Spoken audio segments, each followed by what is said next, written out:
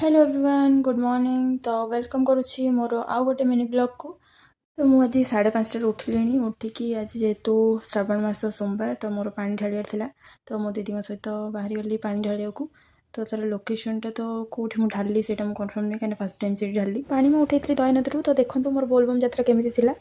डम डम डमरू चम चम घुंघरू बम बम बोले बोले मोह मोह मोह के सरबन चटे बम बम बोले बोले एक कैलाश पति तुम्हें गति मुखती एक कैलाश पति गति मुखती चारियाड़े सुबह बोल बम कांवरिया राजा